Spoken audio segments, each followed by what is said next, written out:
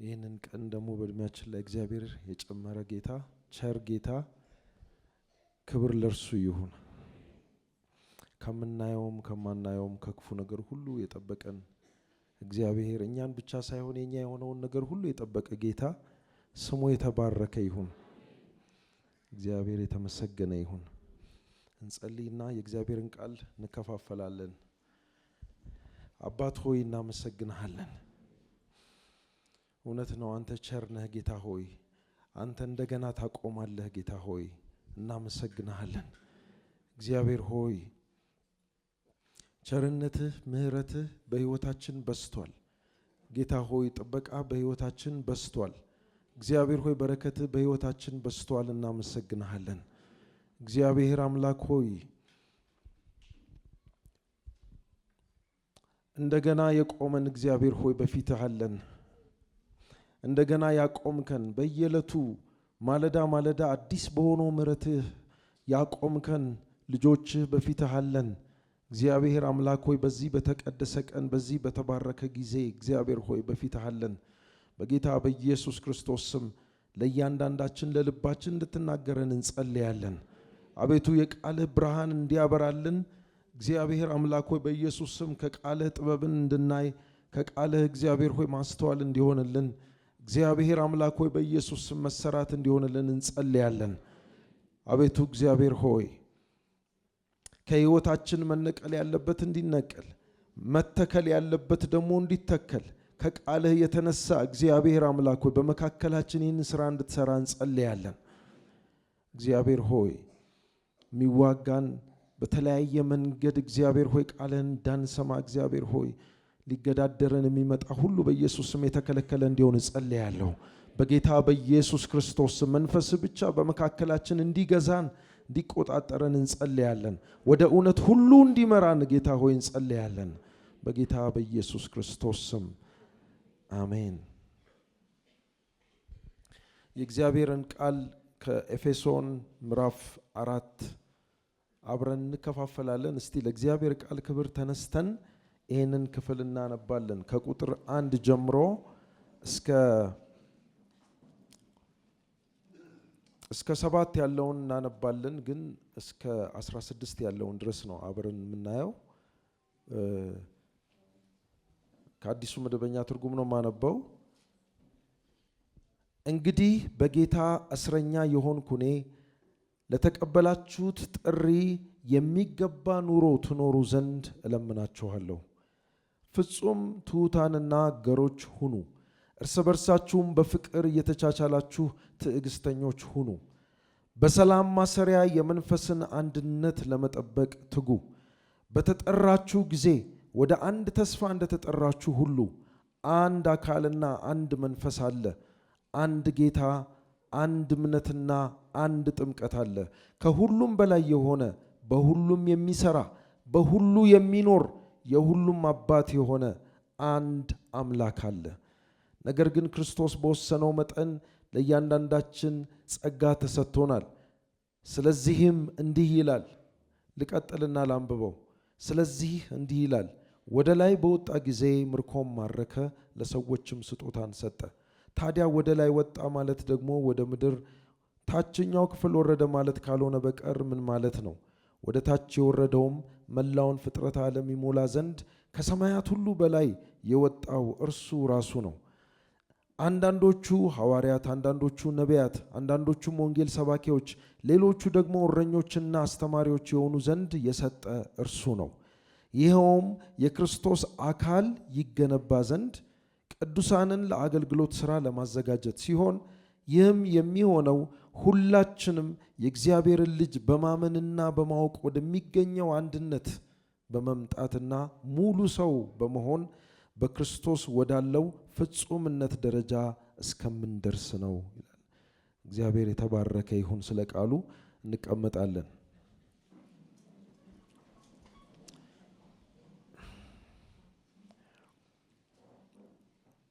ይህን ክፍል እንግዲህ ስናነበው ደጋግሞ የተጠቀሱ ቃላቶችን ማየት እንደምንችለው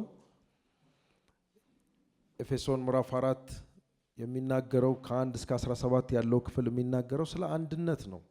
ስለ ህብረት ነው፣ ስለ ፍቅር ነው የሚናገረው። በጌታ ስላገኘነው ህብረት፣ በጌታ ስላገኘነው አንድነት ነው የሚናገረው። ክፍሉን ሲጀምር እንግዲህ በጌታ እስር የሆንኩ እኔ በተጠራችሁበት መጠራታችሁ እንደሚገባ ትመላለሱ ዘንድ እለምናችኋለሁ ብሎ ነው የሚናገረው። እንግዲህ በጌታ እስረኛ የሆንኩ እኔ ጳውሎስ በእስር ቤት ሆኖ የጻፈው መልእክት ነው። ኤፌሶን መልእክት፣ ፊልጵስዩስ መልእክት፣ ጢሞቴዎስ የእስር ቤት ደብዳቤዎች ናቸው እና ይሄ እስረኛ የሆነ ለጌታ ሲል ለወንጌል ሲል እስረኛ የሆነ ጳውሎስ እንደገና ደግሞ በክርስቶስ ፍቅርም ደግሞ እስረኛ የሆነ ጳውሎስ ፊዚካሊ ብቻ ሳይሆን ነፍሱም ደግሞ በክርስቶስ ፍቅር የታሰረች ጳውሎስ ምን ይላል? ለተቀበላችሁ ጥሪ የሚገባ ኑሮ ትኖሩ ዘንድ ለምናችኋለሁ። እንግዲህ ብሎ ነው የሚጀምረው። እንግዲህ ብሎ የጀመረው እስከ ምዕራፍ 3 ድረስ የተናገረው ነገር ስላለ ነው። በተለይ ደግሞ ስለ መጠራታችን የተናገረው ነገር አለ። የኤፌሶን ሰዎች እንዴት እንደተጠሩ እኛም ደግሞ ዛሬ እንዴት እንደተጠራን ኤፌሶን ምዕራፍ 1፣ ምዕራፍ 2፣ ምዕራፍ 3 በሚገርም ሁኔታ ጳውሎስ ያስተማረበት ክፍል ነው። ጥቂቶቹን ማየት እንችላለን። የተጠራንበት መጠራት እግዚአብሔር ከትልቅ ፍቅሩ የተነሳ የሚለው ቃል ምዕራፍ 2 ላይ ነው ያለው። እግዚአብሔር ከትልቅ ፍቅሩ የተነሳ ገና በበደላችን በኃጢአታችን ሙታን ሆነን ሳለን ክርስቶስ ስለኛ ሞተ። ከእግዚአብሔር ፍቅር የተነሳ የቁጣ ልጆች እያለን፣ ጥሩ ሰዎች እያለን አይደለም ወገኖች፣ በጣም መልካም ሰዎች እያለን አይደለም ጌታ ወደኛ የመጣው። በጨለማ ውስጥ እያለን፣ ወደ ሞት እየተነዳን፣ የቁጣ ልጅ እያለን፣ በዲያብሎስ እስራት ውስጥ እያለን ክርስቶስ መጣ ወደኛ፣ ወዳለንበት ወደ ያድራሻችን መጣ። ጠራን ይላል። ጠራን፣ ነፍሳችን ተጠራች። በክርስቶስ ወንጌል ተጠራን። ከዛ ጨለማ፣ ከዛ ቀንበር፣ ከዛ ኃጢአት፣ በኃጢአት ከምንጨማለቅበት ሰፈር ጌታ ጠራን። ምናችንንም አይቶ አይደለም። ኤፌሶን ላይ ጳውሎስ እንደሚናገረው ከትልቅ ፍቅሩ የተነሳ እግዚአብሔር በምህረቱ ባለጠጋ ስለሆነ፣ ሃሌሉያ፣ ስለኛ ሲል በመስቀል ላይ ኢየሱስ ክርስቶስ ሞተ። በደሙ አጠበን። ቆሻሻ እድፋም ልብሳችንን ቀየረልን። አጥቦ አንጽቶ ለመንግስቱ ወራሾች እንሆን ዘንድ ልጆቹ አደረገን። ክብር ለእርሱ ይሁን። ተስፋን ሰጠን። አይኖቻችንን ከፈተልን እና ይሄንን ፍቅር እንድትረዱ ደግሞ ጸልያለሁ ይላል ጳውሎስ ምዕራፍ 3 መጨረሻ ላይ። የክርስቶስ ፍቅር ጥልቀቱ፣ ስፋቱ፣ ርዝመቱ ምን ያክል እንደሆነ፣ እንዴት እንደዳናችሁ እናንተ በቃ እዛ ውስጥ የነበራችሁ ሰዎች እንዴት ዳናችሁ? ይሄንን ፍቅር ክርስቶስ የከፈለውን የመስቀል ፍቅር እንድትረዱ አይኖቻችሁ እንዲከፈቱ እለምናለሁ ይላል ጳውሎስ ስለ ፍቅር። ምክንያቱም ይሄ ነው መሰረቱ። እኛ እንድንዋደድ ይሄ ነው መሰረቱ። እኛ እንድንዋደድ የተከፈለልን ዋጋ ሊገባን ይገባል። መጀመሪያ እኛ እንድንዋደድ፣ እኔ ወንድሜን የምወደው እኔ ምን ያህል እንደተማርኩኝ፣ እኔ ምን ያህል ምህረት እንዳገኘው፣ እኔ ምን ያህል ጌታ እንደወደደኝ ሲገባኝ ወንድሜን መውደድ ቀላል ነው ለኔ። በጣም በደለኞች ሳለን፣ በጣም ኃጢአተኞች ሳለን፣ ከእግዚአብሔር ውጪ የነበርን ሰዎች፣ ከእግዚአብሔር ሐሳብ ውጪ የነበርን ሰዎች፣ እንደፈለግን በስጋችሁ ምኞት ትኖሩ የነበራችሁ ሰዎች ናችሁ የተጠራችሁት። እንደገና ደግሞ በዛ ዘመን አይሁዳውያን ነበሩ። እነዚህ አይሁዳውያን ደግሞ እግዚአብሔርን እናውቃለን የሚሉ ናቸው እና አሕዛብን፣ እኛን እንደኛ አይነቱን የሚንቁ እነዚህ አሕዛብ፣ እነዚህ አረመኔዎች ወደ ቤተ መቅደሱ ድርሽ ማለት እንዳይችሉ ተደርጎ አሕዛብ በድንጋይ አጥር የተሰራብን ሰዎች ወደ ቅድስተ ቅዱሳኑ አንድ ሰው ነው የሚገባው በአመት አንዴ ሊቀ ካህኑ ነው የሚገባው ሌላው ሰው ደጁን መስዋዕት እየሰዋ ወደ እግዚአብሔር ሕልውና ለመቅረብ በጣም በከፍተኛ ጥንቃቄ ደም እየፈሰሰ የሚቀርብበት ቦታ ነው እዛ አደባባይ እንኳን እኛ መቅረብ አልተፈቀደልንም ነበር ታውቃላችሁ ሩቅ የነበራችሁት ምዕራፍ 2 ላይ ጳውሎስ የሚናገረው ከተስፋው ሩቅ የነበራችሁትን ይላል ከሕልውናው ሩቅ የነበረ ወደ ቅድስተ ቅዱሳን እንድትገቡ አይደለም እዛ ደጁ ላይ ምን ብለው ጽፈው ነበር አይሁዳውያኑ ወደዚህ አጥር የተጠጋ ሰው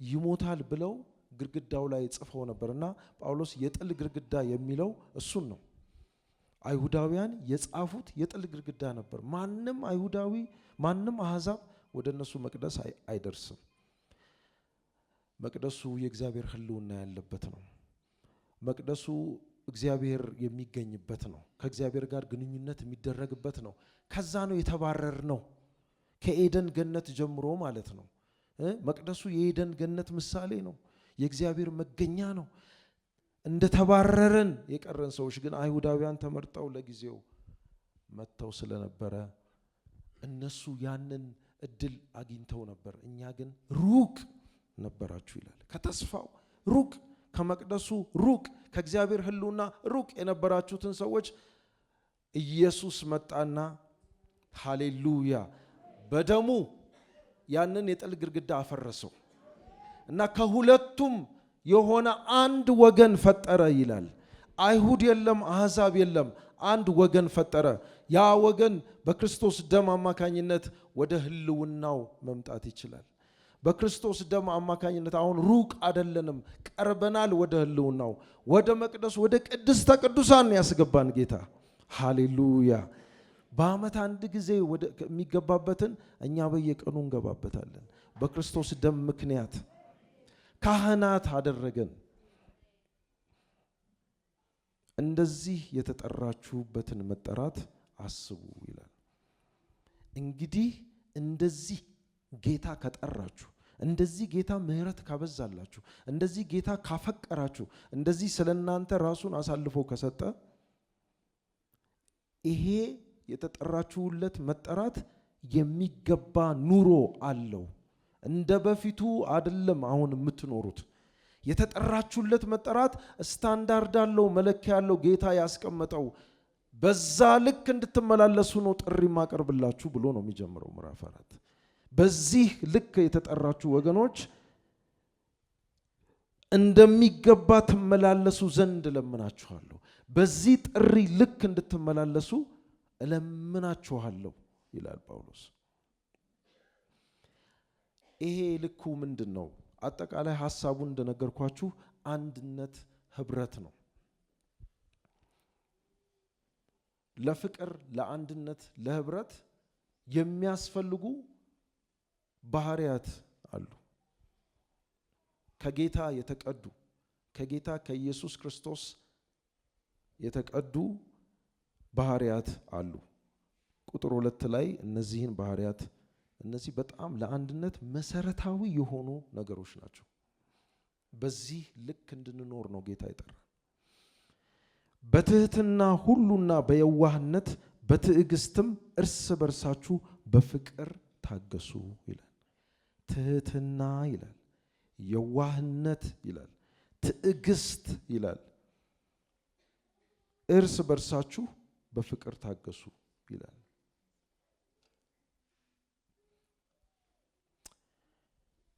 ትህትና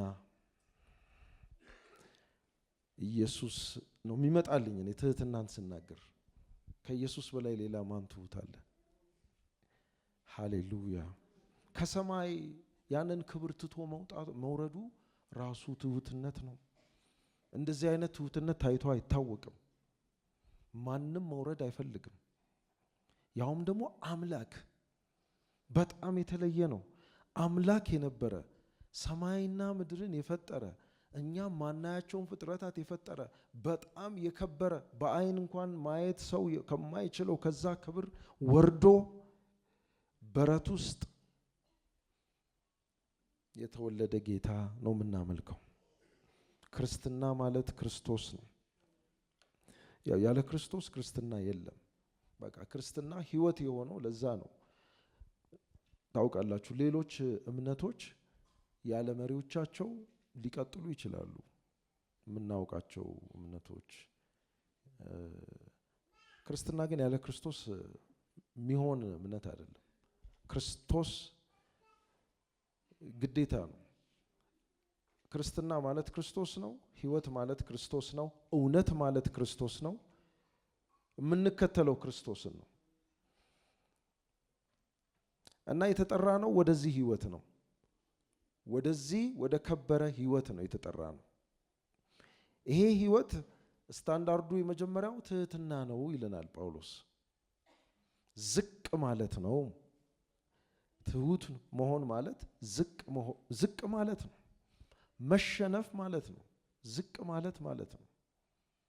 ኢየሱስ ክርስቶስ ምድር ላይ ከመጣም በኋላ የሚያስተምራቸውን ጌታ የሚሉትን የሚከተሉትን ሰዎች እግር አጠበ። ኢየሱስ በቃ የትህትና መጨረሻው የአገልጋያችሁን እግር ማጠብ ማለት ነው። ዝቅ ብሎ ፎጣ ይዞ ውሃ አምጥቶ ያንን አቧራ እግር ማጠብ። ኢየሱስ ክርስቶስ ይሄንን አድርጎ አሳይቶናል።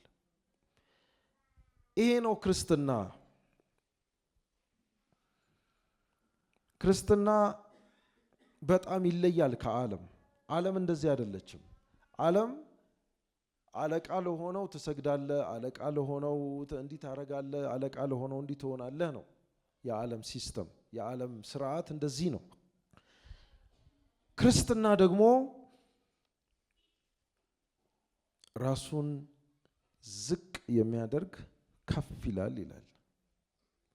ከፍ ከማለት በፊት ዝቅ በል ይላል ክርስትና። ኢየሱስ ክርስቶስ ዝቅ ብሎ ነው ከፍ ያለው። ተዋርዶ ነው የከበረው። ስለዚህ የመክበር መንገዱ መዋረድ ነው ይላል ክርስትና ማለት ነው። ይሄ በዓለም ውስጥ አታገኙም እንደዚህ አይነት። ስለዚህ የተጠራ ነው አዲሱ ህይወት ይሄ ነው። የተጠራንበት ጥሪ፣ የመጣንበት ቤተሰብ፣ የገባንበት ቤተሰብ የሚፈልገው ልኬት፣ የህይወት ልኬት ይሄ ነው።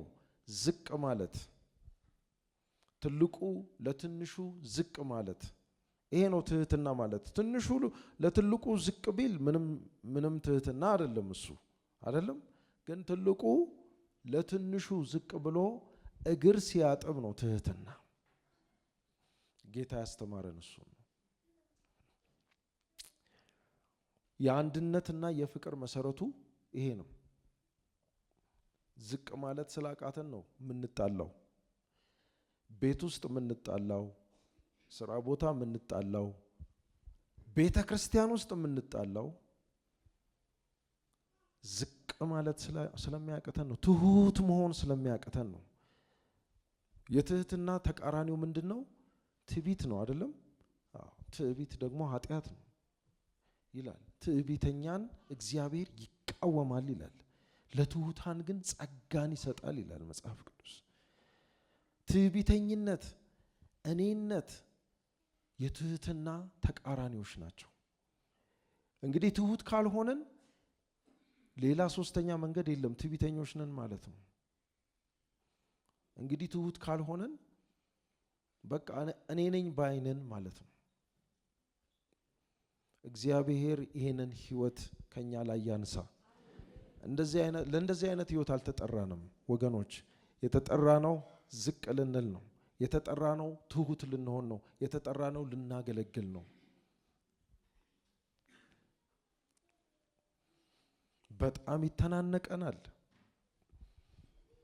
በእግዚአብሔር ቃል ራሳችንን ማየት በጣም መልካም ነገር ነው። እኔ በጣም ቻሌንጅ ያደረገኝ ክፍል ነው። በእውነት በጣም ራሴን ያየሁበት ክፍል ነው። በጣም ነው የሚተናነቀን። ዝቅ ማለት፣ ይቅርታ መጠየቅ፣ እኔ ልክ ነኝ፣ እኔ አዋቂ ነኝ የሚል መንፈስ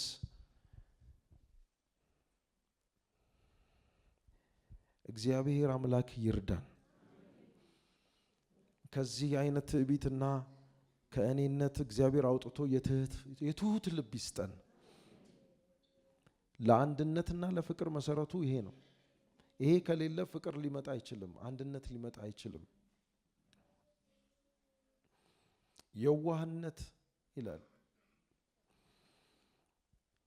የዋህነት እሺ ባይነት ማለት ነው። ተው ሲባል እሺ የሚል መንፈስ ማለት ነው። አንዳንድ ጊዜ ወገኖች ልክ ልትሆኑ ትችላላችሁ ምናልባት፣ ግን ተው ሲባል እሺ ማለት ጥሩ ነው። በጊዜው ይግባው ሰውየው። አብረውኝ የሚያገለግሉ ሰዎች አንድ ጊዜ አንድ ፓስተር በጣም ብዙ ሰው ያለበት ቸርች ፓስተር ነው። እዚህ ሀገር አይደለም፣ አሜሪካን ሀገር በጣም ትልቅ ከሚባሉ ቸርቾች መካከል የዛ አገልጋይ የሆነ ፓስተር ነው። አንድ ጊዜ ስልጠና ሊሰጥ መጥቶ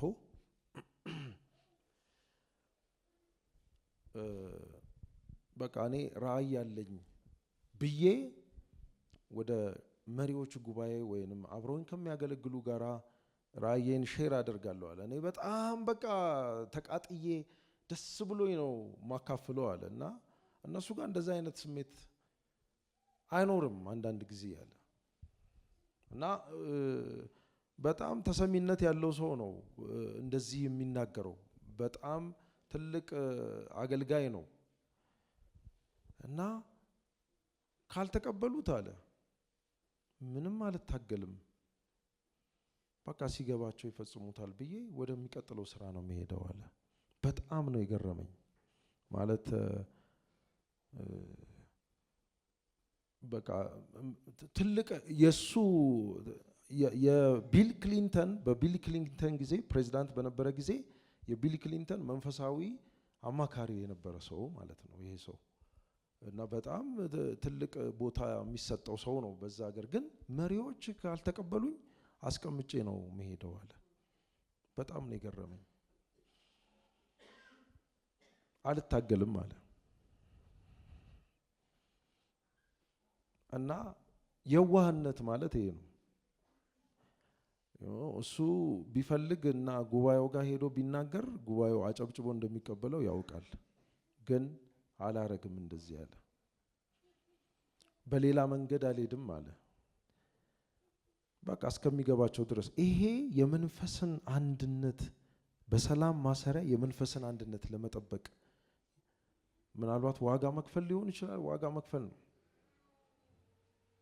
ሐሳቤን አልተቀበሉኝም ብሎ ያዙኝ ልቀቁኝ የሚል አገልጋይ ራሱን ቆሞ ብሎ ማየት አለበት። አገልጋይም ሆነ ማንም የትም ቦታ ቢሆን አብረን እያገለገልን ካለን አብረን ሆነን ካለን በተለይ የጋራ ስራ ምንሰራ ከሆነ ግድ የለም የኔ ሐሳብ ይቀመጥ፣ ምን ችግር አለው?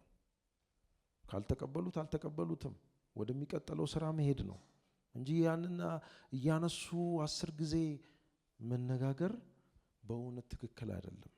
ይሄ የዋህነት አይደለም።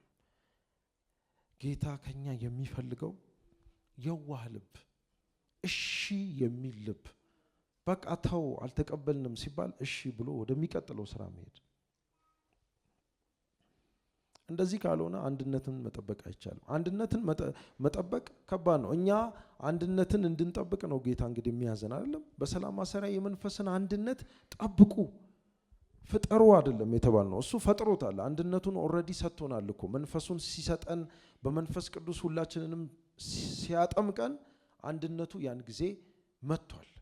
የፍቅር መንፈስ በውስጣችን ፈሷል። ግን ያንን የፍቅር መንፈስ ማሳደግ፣ መጠበቅ፣ እንዳይበላሽ መንከባከብ ግን የኛ ነው። ጠብቁ የተባልነው ለዛ ነው። አንፈጥረውም፣ እኛ ልንፈጥረውም አንችልም። ግን መጠበቅ አለብን ጌታ የሰጠንን መንፈስ።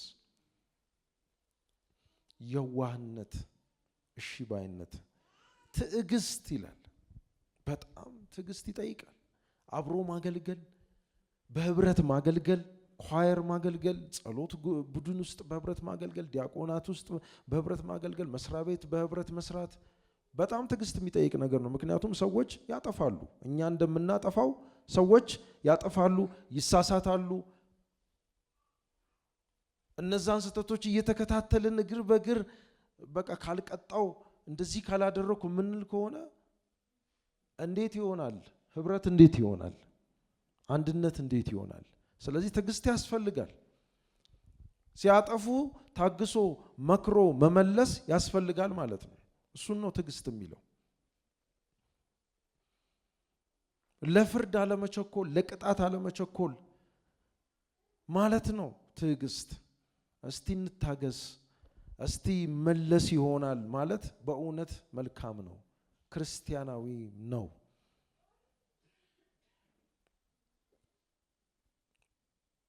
በትዕግስት ይላል እርስ በርሳችሁ በፍቅር ታገሱ ይላል። በፍቅር ታገሱ። ምክንያቱም ጳውሎስ ይህንን ደፍሮ የሚናገረው የታገሰን ጌታ ስላለ ነው። አያችሁ፣ የጠራን ጌታ በየቀኑ አይደል እንደሚታገሰን፣ በየቀኑ አይደል እንደ ይቅር የሚለን፣ በየቀኑ አይደል የሚመክረን።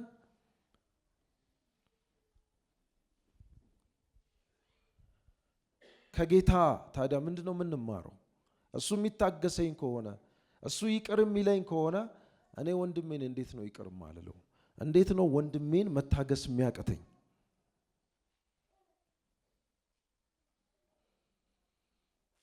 ኢየሱስም በመጨረሻው ጊዜ ዮሐንስ ወንጌል ላይ መጨረሻው ላይ የሰጣቸው አንዱ ትእዛዝ ምንድነው? እኔ እንደወደድኳችሁ እርስ በርሳችሁ ተዋደዱ። እናንተ እርስ በርሳችሁ ተዋደዱ ብቻ አይደለም፣ ባልንጀራን እንደ ራስ ውደድ ከሚለው ያለፈ ትእዛዝ ነው አይደለም? እኔ እንደወደድኳችሁ በጣም ከባድ እኮ ነው። እኔ እንደወደድኳችሁ እርስ በርሳችሁ ተዋደዱ። እሱ እንዴት ነው የወደደን? እሱ በወደደን ልክ እንድንወድ ተጠርተናል።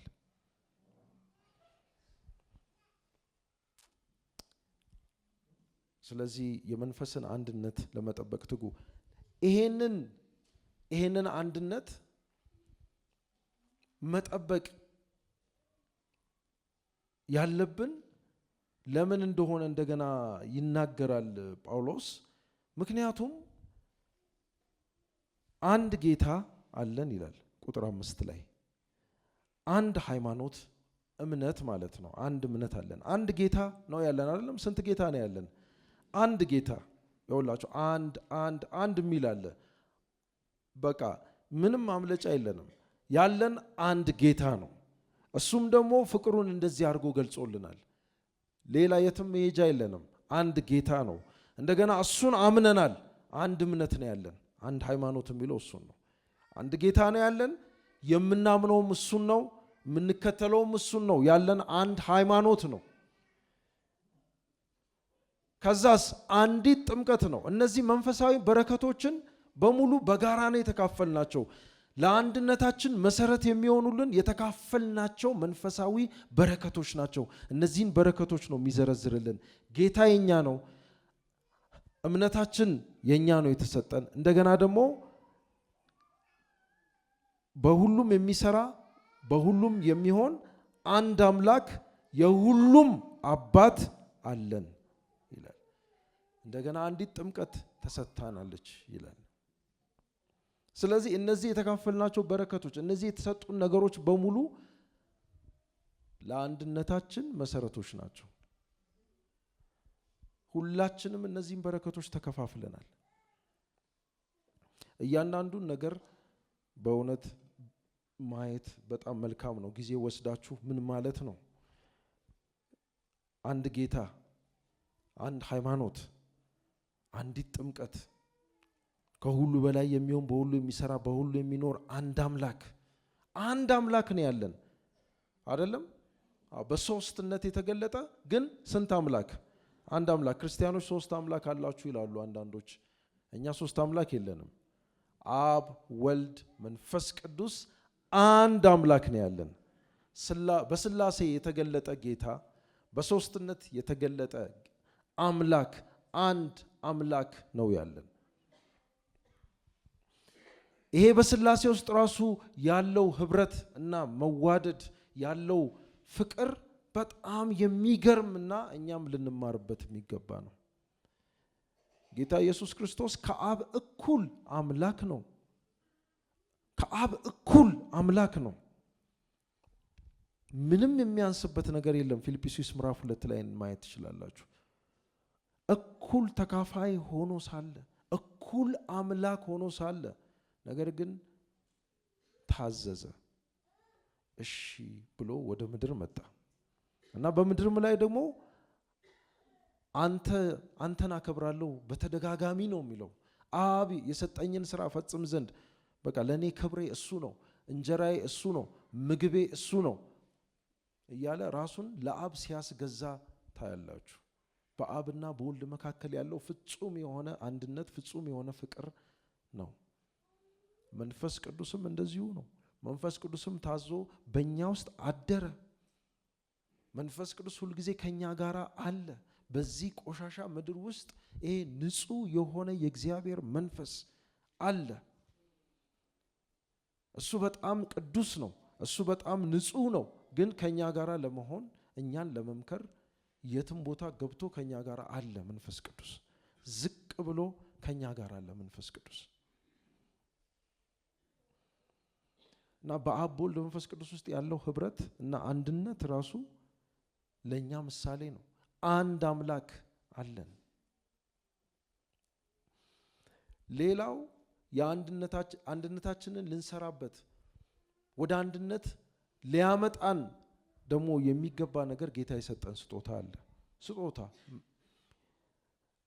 ክርስቶስ የሰጠን ስጦታዎች። እነዚህ ስጦታዎች ልዩ ልዩ ስጦታዎች ናቸው እዚህ ጋር የተጠቀሱት እና እነዚህ ስጦታዎች የመንፈስ ቅዱስ ስጦታ አይላቸውም። እዚህ ኤፌሶን መጽሐፍ ውስጥ ክርስቶስ የሰጣቸው ስጦታዎች ይላቸዋል። ክርስቶስ የሰጣቸው ምን ይላል? ቁጥር 10 ላይ ይህ የወረደው ሁሉን ይሞላ ዘንድ ከሰማያት ሁሉ በላይ የወጣው ደግሞ ያው ነው፣ እርሱም አንዳንዶቹን ሐዋርያት ይላል። ክርስቶስ ማለት ነው። የወረደው እንደገና ተመልሶ የሄደው ኢየሱስ ነው። ስለ ኢየሱስ ክርስቶስ ነው የሚናገረው እና እርሱም አንዳንዶቹን ሐዋርያት፣ ሌሎቹን ነቢያት፣ ሌሎቹን ወንጌል ሰባኪዎች፣ ሌሎቹንም እረኞች፣ አስተማሪዎች እንዲሆኑ ሰጠ ይላል። ይህን ስጦታ ሰጠ ለቤተ ክርስቲያን። ይህን ስጦታ ሰጠ። እነዚህን አገልግሎቶች ለቤተ ክርስቲያን ሰጠ። እነዚህ ስጦታዎች የተሰጡን መንፈሳዊ ስጦታዎች ሌላም ቦታ የተጠቀሱ አንደኛ ቆሮንቶስ ውስጥ የተጠቀሱ አሉ። ሮሜ ምዕራፍ 12 ላይ የተጠቀሱ መንፈሳዊ ስጦታዎች አሉ። እነዚህ መንፈሳዊ ስጦታዎች በሙሉ የተሰጡን አንዳችን ከአንዳችን እንድንሽቀዳደምበት፣ አንዳችን ከአንዳችን እንድንወዳደርበት አይደለም። አንዳንድ ጊዜ እንደዚህ አይነት ነገር አለ ቤተ ክርስቲያን ውስጥ። እነዚህ መንፈሳዊ ስጦታዎች አንዱን አካል ለማገልገል የተሰጡ ናቸው። እነዚህ ስጦታዎች ለጌታ ለአካሉ አስፈላጊ ስጦታዎች ናቸው። አንዱ እኔ እበልጣለሁ ሊል አይችልም ይላል። አንደኛ ቆሮንቶስ ላይ በተለይ በደንብ ነው የሚናገረው።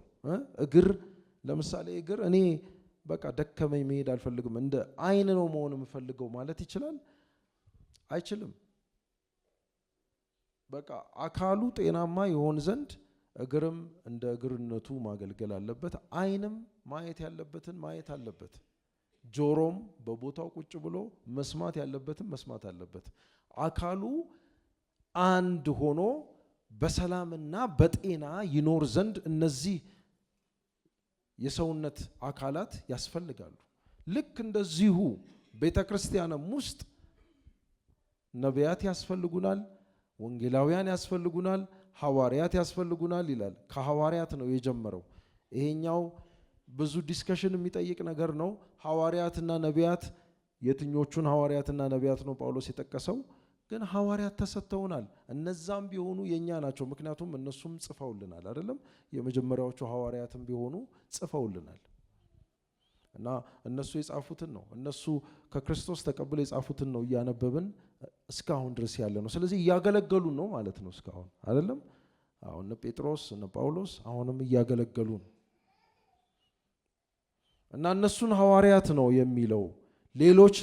ሌሎቹን ደግሞ ነቢያት፣ ሌሎቹን ደግሞ ወንጌል ሰባኪዎች፣ ሌሎቹን ደግሞ እረኞች፣ ከዛ ደግሞ አስተማሪዎችን ጌታ ሰጠ።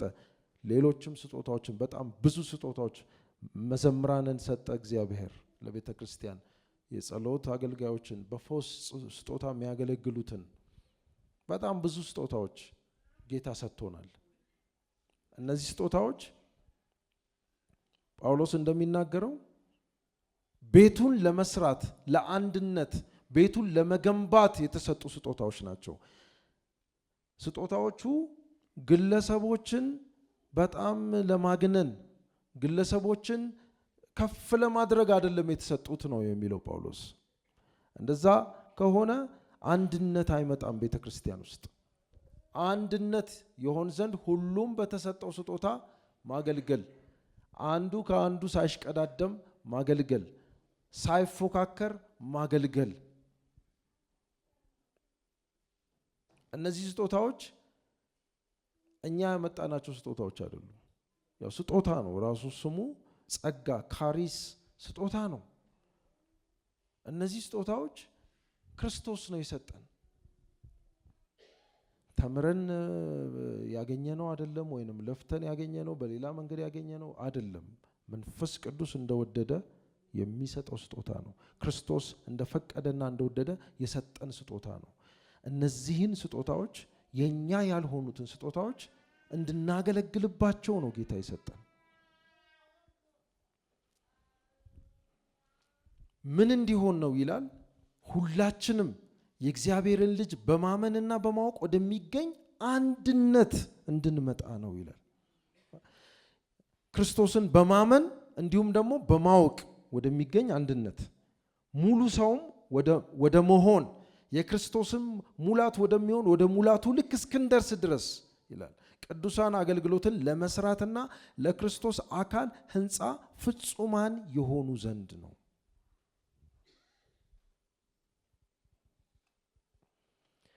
እነዚህ ስጦታዎች የተሰጡን ለአንድነት ነው። ቅዱሳን ታንጸው የእግዚአብሔር ቤት እንዲሆኑ ነው። የእግዚአብሔር ቤት እንዲሆኑ፣ እግዚአብሔር ደስ የሚሰኝበት ቤት እንዲሆኑ፣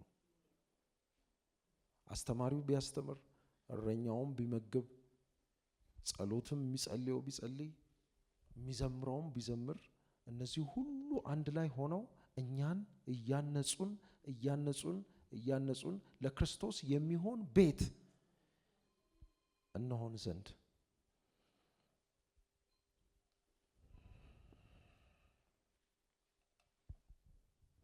መጨረሻ ላይ የሚጠቀልልበትም ከእርሱም የተነሳ አካል ሁሉ በሚያገናኘው ጅማት እየተያያዘና እየተጋጠመ ይላል፣ እያንዳንዱ ክፍል የራሱን ስራ እያከናወነ በፍቅር ያድጋል፣ ራሱንም ያንጻል። ሌሎችን ብቻ ሳይሆን የሚያንጸው ራሱንም ያንጻል ይላል።